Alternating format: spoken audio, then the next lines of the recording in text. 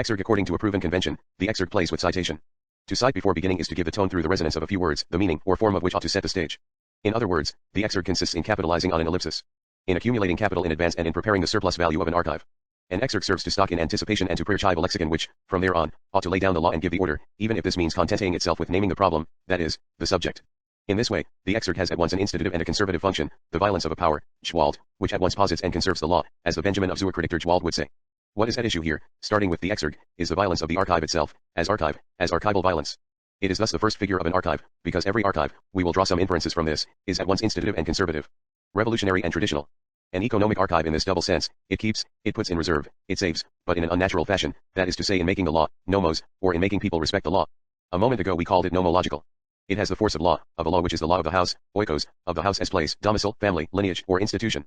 Having become a museum, Freud's house takes in all these powers of economy. Two citations will exercise in themselves, in their exergual form, such a function of archival economy. But in making reference to such an economy, an explicit and implicit reference, they will also have this function as theme or as object. These citations concern and bind between themselves, perhaps secretly, two places of inscription, printing and circumcision. The first of these exergues is the more typographical. The archive seems here to conform better to its concept, because it is entrusted to the outside, to an external substrate and not, as the sign of the covenant in circumcision, to an intimate mark, right on the so-called body proper. But where does the outside commence? This question is the question of the archive. There are undoubtedly no others. At the beginning of chapter 6 of Civilization and its Discontents, 1929-30, Freud pretends to worry. Is he not investing in useless expenditure? Is he not in the process of mobilizing a ponderous archiving machine, press, printing, ink, paper, to record something which in the end does not merit such expense? Is not what he is preparing to deliver to the printers so trivial as to be available everywhere? The Freudian lexicon here indeed stresses a certain printing technology of archivization, Eindruck, Druck, Drucken, but only so as to feign the faulty economic calculation. Freud also entrusts to us the impression, Empfindung, the feeling inspired by this excessive and ultimately gratuitous investment in a perhaps useless archive. In none of my previous writings have I had so strong a feeling Empfindung as now that what I am describing is common knowledge allgemein beckons and that I am using up paper and ink papier und tint and, in due course, the compositors and printers' work and material sets are be at und Druckerschwieger's. Off-whiten in order to expound things which are, in fact, self-evident eigentlich selbstverständlich like Dinge zu erzählen. SE 21, 117 in sum, this is a lot of ink and paper for nothing, an entire typographical volume, in short, a material substrate which is out of all proportion, in the last analysis, to recount, Island, stories that everyone knows. But the movement of this rhetoric leads elsewhere. Because Freud draws another inference, in the retrospective logic of a future perfect, he will have to have invented an original proposition which will make the investment profitable. In other words, he will have to have found something new in psychoanalysis, a mutation or a break within his own theoretical institution. And he will have not only to have announced some news, but also to have archived it, to have put it, as it were, to the press. For that reason I should be glad to seize the point if it were to appear that the recognition of a special, independent aggressive instinct insbesondere selbstindigent aggression streams means an alteration of the psychoanalytic theory of the instincts. SE 21, 117 The rhetoric and the logic of this paragraph are vertiginously cunning. All the more wily because they feign disarmed naivete. In what can also be read as a theatricalizing of archivization, Freud seems at first to perform a courteous captatio benevolentiae, a bit like the one lo you hear. In the end I have nothing new to say. Why detain you with these worn-out stories? Why this wasted time? Why archive this? Why these investments in paper, in ink, in characters? Why mobilize so much space and so much work, so much typographic composition? Does this merit printing? Aren't these stories to be had everywhere? If it is not without perversity, this captatio benevolentiae turns out to be itself a useless expenditure, the fiction of a sort of rhetorical question. Immediately afterward, Freud suggests in effect that this archivization would not be so vain, and a pure loss, in the hypothesis that it would cause to appear what in fact he already knows he I9 will cause to appear, and thus this is not a hypothesis for him, a hypothesis submitted for discussion, but rather an irresistible thesis, namely the possibility of a radical perversion, indeed, a diabolical death drive, an aggression, or a destruction drive, a drive, thus, of loss. The rest of the chapter recalls everything which had already, since Beyond the Pleasure Principle, 1920, more than 10 years earlier, introduced this destruction drive in the psychic economy, or rather the psychic economy, in the accursed share of this pure loss expenditure. Freud draws the conclusion here with respect to civilization, and indeed to its discontents, while at the same time giving himself over to a sort of autobiographical, theoretical, and institutional anamnesis. In the course of this recapitulation, he stresses above all the resistances that this death drive incites, everywhere, outside as much as inside, as it were, and in psychoanalytic circles as well as in himself. I remember my own defensive attitude meaner eigenen Abwehr when the idea of an instinct of destruction first emerged in psychoanalytic literature, and how long it took before I became receptive to it. SE 21, 120 He had previously made two remarks, as if in passing, of which we must not fail to take note. First of all, since overcoming this resistance, he can no longer think otherwise, ich nicht mehr anders denken kann. For Sigmund Freud himself, the destruction drive is no longer a debatable hypothesis. Even if this speculation never takes the form of a fixed thesis, even if it is never posited, it is another name for Anank, invincible necessity. It is as if Freud could no longer resist, henceforth, the irreducible and originary perversity of this drive which he names here sometimes death drive, sometimes aggression drive, sometimes destruction drive, as if these three words were in this case synonyms. Second, this three-named drive is mute, stumm. It is at work, but since it always operates in silence, it never leaves any archives of its own. It destroys in advance its own archive, as if that were in truth the very motivation of its most proper movement. It works to destroy the archive, on the condition of effacing but also with a view to effacing its own proper traces which consequently cannot properly be called proper. It devours it even before producing it on the outside. This drive, from then on, seems not only to be anarchontic, we must not forget that the death drive, originary though it may be, is not a principle, as are the pleasure and reality principles. The death drive is above all anarchivic, one could say, or archivilytic. It will always have been archive-destroying, by silent vocation, allowing for exceptions. But what are exceptions in this case? Even when it takes the form of an interior desire, the anarchy drive eludes perception, to be sure, save exception, that is, Freud says, except if it disguises itself, except if it tints itself, makes itself up or paints itself, geformtest, in some erotic color. This impression of erogenous color draws a mask right on the skin. In other words, the archivilytic drive is never present in person, neither in itself nor in its effects. It leaves no monument, it bequeaths no document of its own. As inheritance, it leaves only its erotic simulacrum, its pseudonym in painting, its sexual idols, its masks of seduction, lovely impressions. These impressions are perhaps the very origin of what is so obscurely called the beauty of the beautiful. As memories of death. But, the point must be stressed, this archivilytic force leaves nothing of its own behind. As the death drive is also, according to the most striking words of Freud himself, an aggression and a destruction, drive, it not only incites forgetfulness, amnesia, the annihilation of memory as mneme or anamnesis, but also commands the radical effacement, in truth the eradication, of that which can never be reduced to mneme or to anamnesis, that is, the archive, consignation, the documentary or monumental apparatus as hypomema, mnemotechnical supplement or representative, auxiliary, or memorandum. Because the archive, if this word or this figure can be stabilized so as to take on a signification, will never be either memory or anamnesis as spontaneous, alive, and internal experience. On the contrary, the archive takes place at the place of originary and structural breakdown of the said memory. There is no archive without a place of consignation, without a technique of repetition, and without a certain exteriority. No archive without outside. Let us never forget this Greek distinction between mneme or anamnesis on the one hand, and hypomema on the other. The archive is hypomnesic. And let us note in passing a decisive paradox to which we will not have time to return, but which undoubtedly conditions the whole of these remarks. If there is no archive without consignation in an external place which assures the possibility of memorization, of repetition, of reproduction, or of reimpression, then we must also remember that repetition itself, the logic of repetition, indeed the repetition compulsion, remains, according to Freud, indissociable from the death drive, and thus from destruction. Consequence, right on that which permits and conditions archivization, we will never find anything other than that which exposes to destruction, and in truth menaces with destruction, introducing, a priori forgetfulness and the archivilytic into the heart of the monument. Into the by heart itself. The archive always works, and a priori, against itself. The death drive tends thus to destroy the hypomnesic archive, except if it can be disguised, made up, painted, printed, represented as the idol of its truth in painting. Another economy is thus at work, the transaction between this death drive and the pleasure principle, between then etos and eros, but also between the death drive and this apparent dual opposition of principles, of archat for example the reality principle and the pleasure principle. The death drive is not a principle. It even threatens every principality, every archontic primacy, every archival desire. It is what we will call, later on, i.e. mal d'archive, archive fever.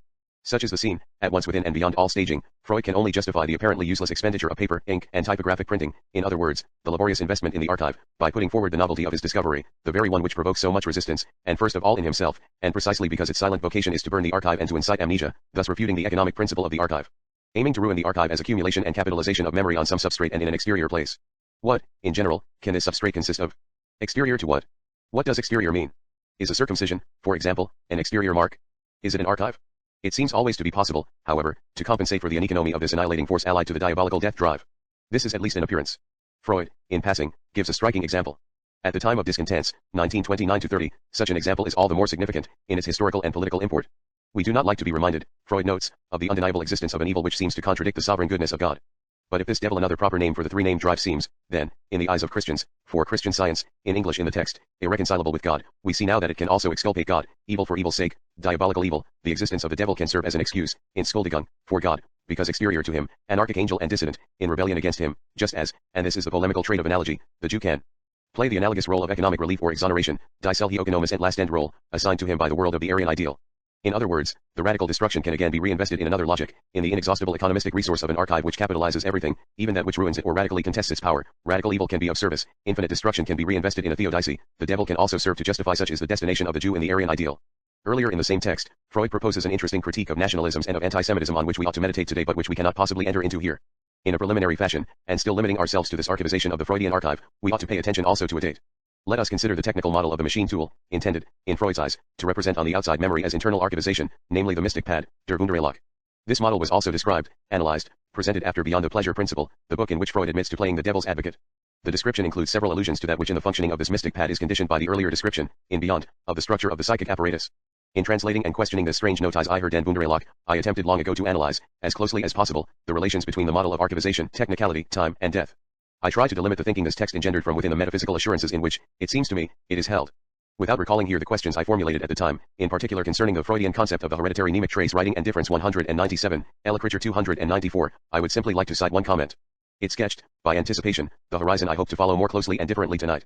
To represent the functioning of the psychic apparatus in an exterior technical model, Freud did not have at his disposition the resources provided today by archival machines of which one could hardly have dreamed in the first quarter of this century. Do these new archival machines change anything? Do they affect the essentials of Freud's discourse?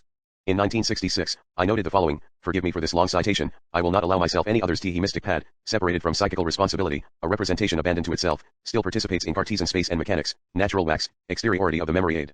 All that Freud had thought about the unity of life and death, however, should have led him to ask other questions here. And to ask them explicitly.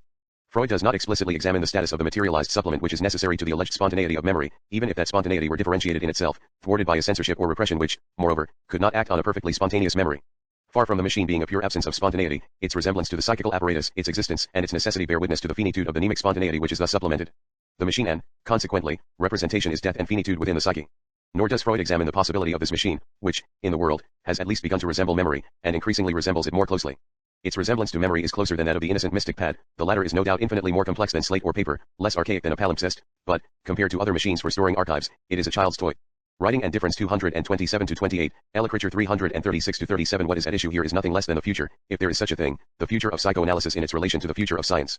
As technoscience, science, in its very movement, can only consist in a transformation of the techniques of archivization, of printing, of inscription, of reproduction, of formalization, of ciphering, and of translating marks. The questions which now arise are of at least two orders. One, those of the first engage the theoretical exposition of psychoanalysis. They would concern its object, and in particular all that is invested in the representational models of the psychic apparatus as an apparatus for perception, for printing, for recording, for topic distribution of places of inscription, of ciphering, of repression, of displacement, of condensation. These are our names for as many places of reading and interpretation, needless to say, and this is why the field of these questions is not properly a field. It can no longer be delimited.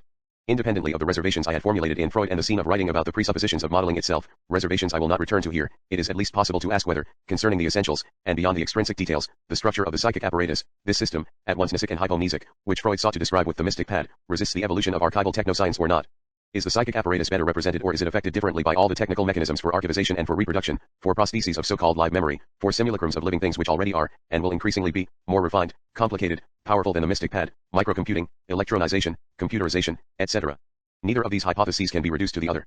Because if the upheavals in progress affected the very structures of the psychic apparatus, for example in their spatial architecture and in their economy of speed, in their processing of spacing and of temporal life-15ization, it would be a question no longer of simple continuous progress in representation, in the representative value of the model, but rather of an entirely different logic.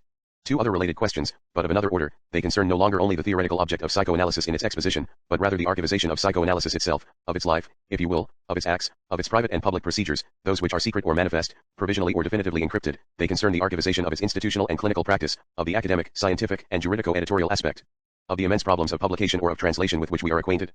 The word acts can designate here at once the content of what is to be archived and the archive itself, the archivable and the archiving of the archive, the printed and the printing of impression. Whether it is a question of the private or public life of Freud, of his partners or of his inheritors, sometimes also of his patients, of the personal or scientific exchanges, of the letters, deliberations, or politico-institutional decisions, of the practices and of their rules, for example, those of the so-called analytic situation, the place and the length of the sessions, association which is free, oral, in person, and in the presence of the analyst, without technical recording, in what way has the whole of this field been determined by a state of the technology of communication and of archivization? One can dream or speculate about the geotechnological shocks which would have made the landscape of the psychoanalytic archive unrecognizable for the past century if, to limit myself to these indications, Freud, his contemporaries, collaborators, and immediate disciples, instead of writing thousands of letters by hand, had had access to mail or AT&T telephonic credit cards, portable tape recorders, computers, printers, faxes, televisions, teleconferences, and above all email. I would have liked to devote my whole lecture to this retrospective science fiction. I would have liked to imagine with you the scene of that other archive after the earthquake and after the après-coups of its aftershocks. This is indeed where we are. As I am not able to do this, on account of the still archaic organization of our colloquia, of the time and the space at our disposal, I will limit myself to a mechanical remark. This archival earthquake would not have limited its effects to the secondary recording, to the printing and to the conservation of the history of psychoanalysis. It would have transformed this history from top to bottom and in the most initial insight of its production, in its very events. This is another way of saying that the archive, as printing, writing, prosthesis, or hypomnesic technique in general is not only the place for stocking and for conserving an archivable content of the past which would exist in any case, such as, without the archive, one still believes it was or will have been.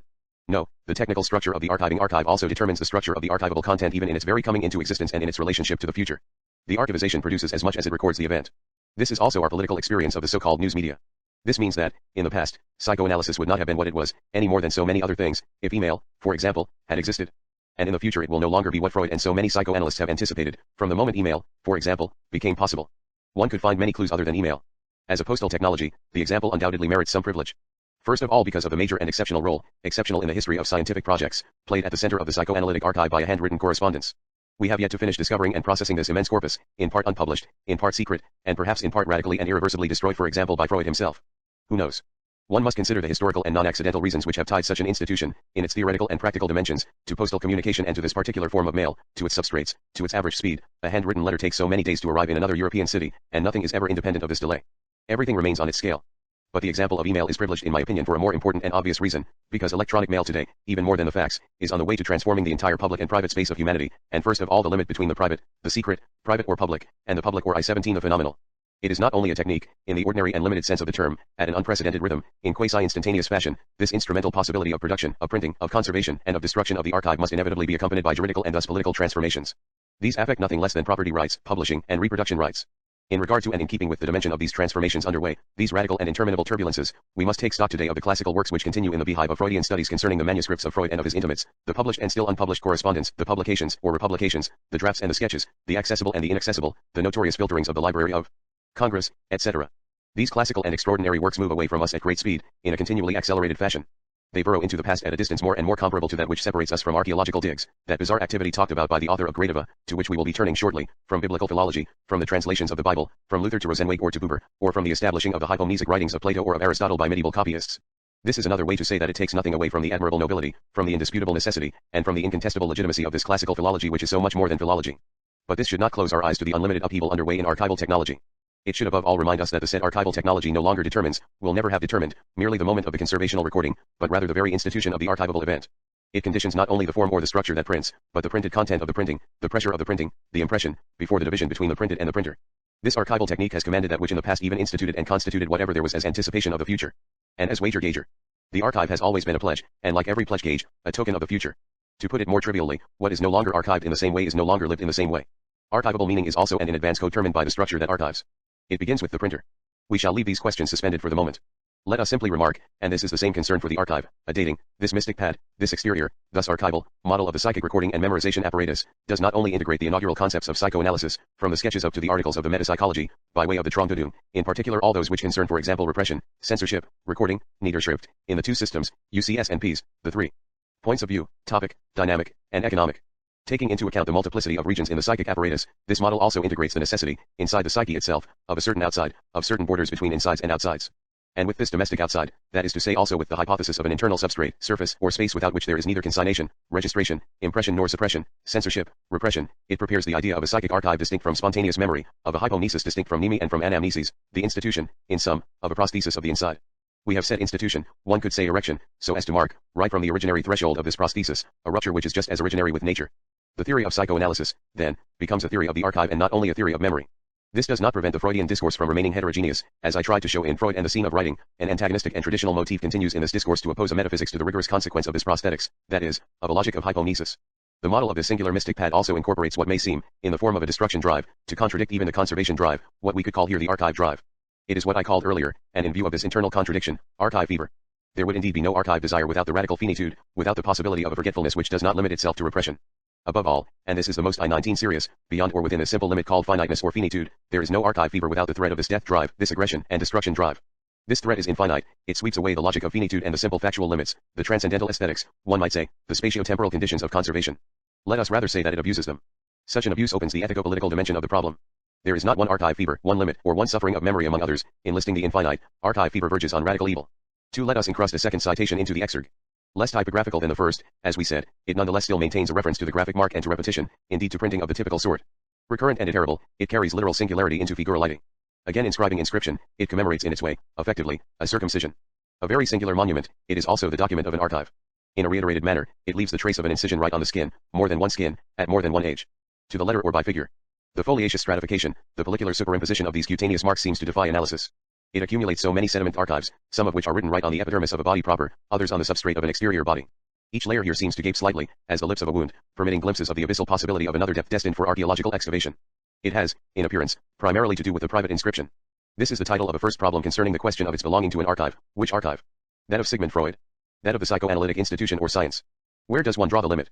What is this new science of which the institutional and theoretical archive ought by rights to comprise the most private documents, sometimes secret? Beginning with those of its presumed founder, its archfather, its patriarch, Freud. Indeed, of the archpatriarch, Sigmund's father, Jacob.